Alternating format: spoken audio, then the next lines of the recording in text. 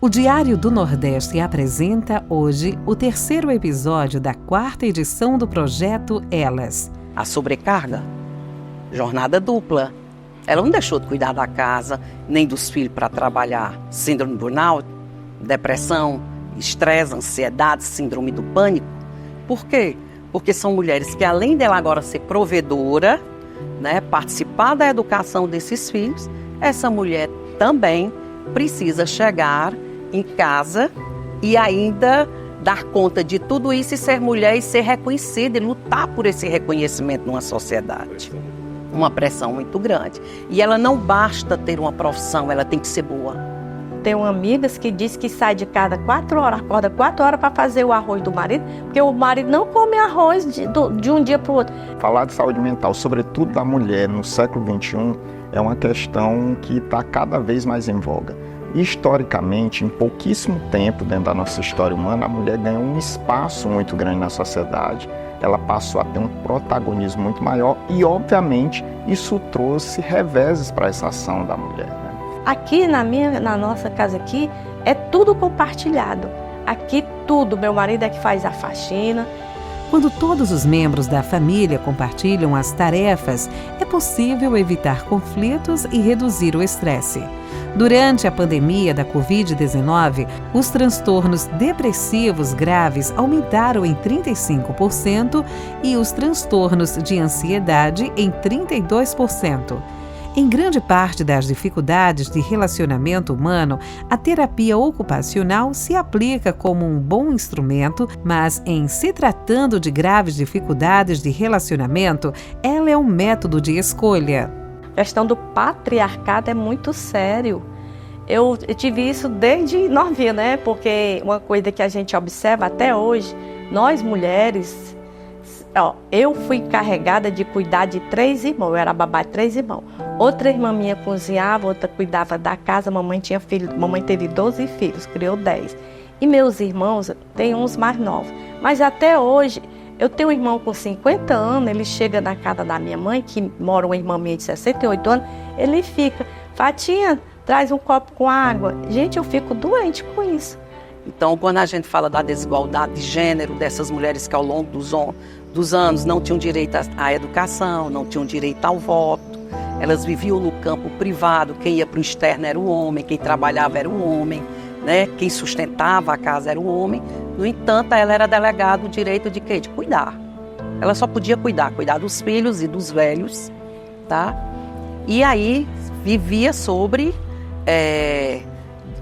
uma opressão que era no sentido de, já que você está tendo uma casa, um lar para lhe sustentar, você deve ser grata. Então, se você sofre algum tipo de maltrato ou de violência, por que é que você tem que expor? Você tem que ser agradecida pelo que você tem. E ao longo desse tempo, que eu observo, dessa mudança de século, a mulher teve muitas conquistas.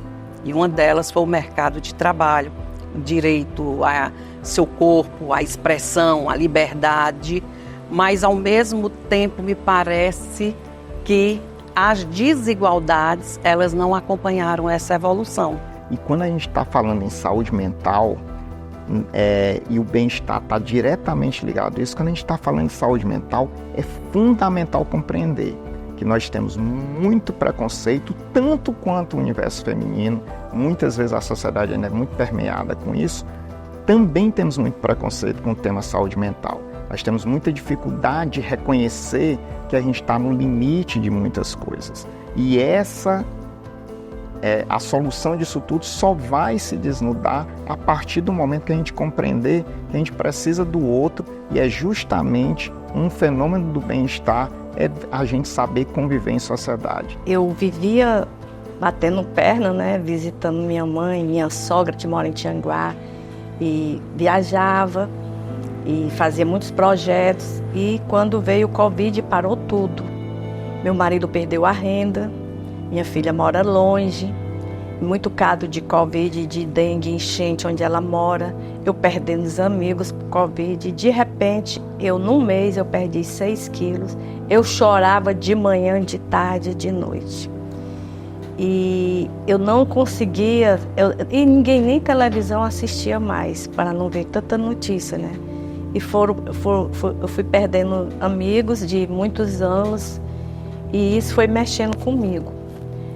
E aí o terapeuta ocupacional, ele chega para qualquer ciclo de vida e para qualquer situação que uma pessoa esteja, que ela é excluída do seu fazer, né?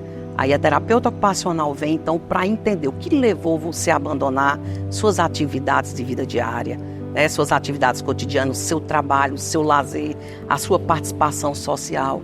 E aí o terapeuta ocupacional estuda o repertório ocupacional dele para fazer com que ele volte novamente a se inserir nesse leque de ocupações ou trazer novas ocupações que vão ter um propósito e um significado para essa pessoa.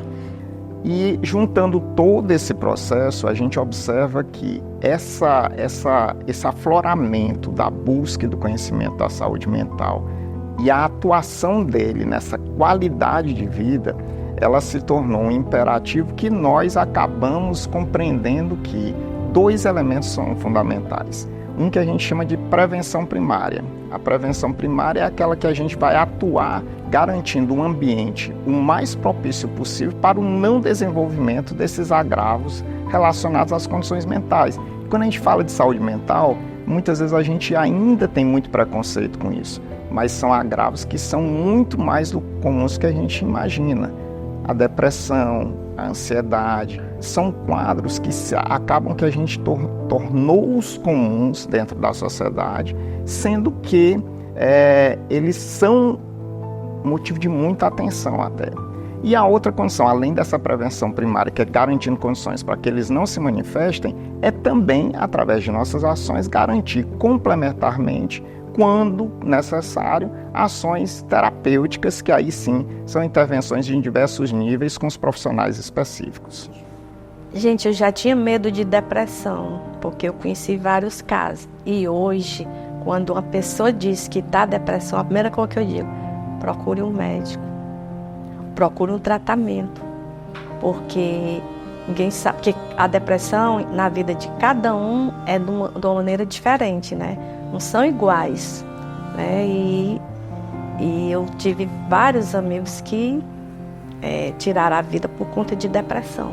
A pauta do cuidado é algo muito moderno, algo que está vindo para ficar e ela vai ser em todas as esferas, na infância, né, na adolescência, na meia-idade, na velhice. Está todo mundo muito preocupado em se cuidar, principalmente fisicamente, né?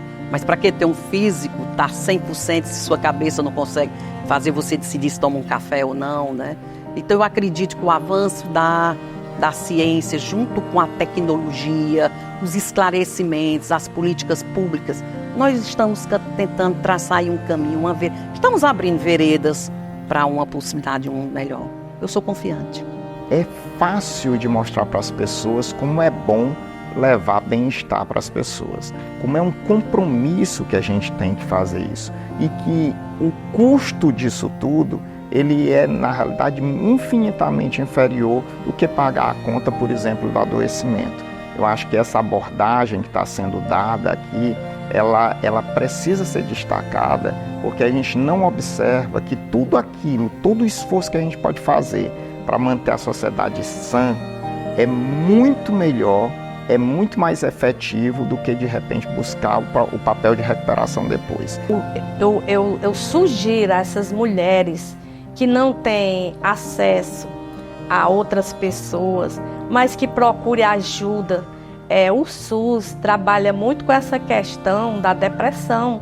Tem a Casa das Mulheres. E se você está sentindo alguma coisa, com vontade de chorar, compartilhe com outras pessoas. Compartilhe com a vizinha. Compartilhe, se você não tem acesso aos postos de saúde, compartilhe, gente. Compartilhe com a filha, compartilhe com o filho, porque é grave.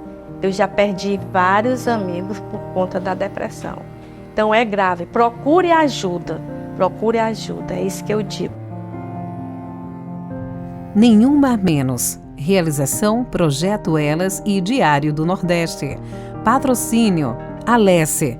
Na Casa do Povo, o cidadão vê o amanhã com mais confiança. Apoio Governo do Estado. Cuidar das pessoas, avançar o Ceará.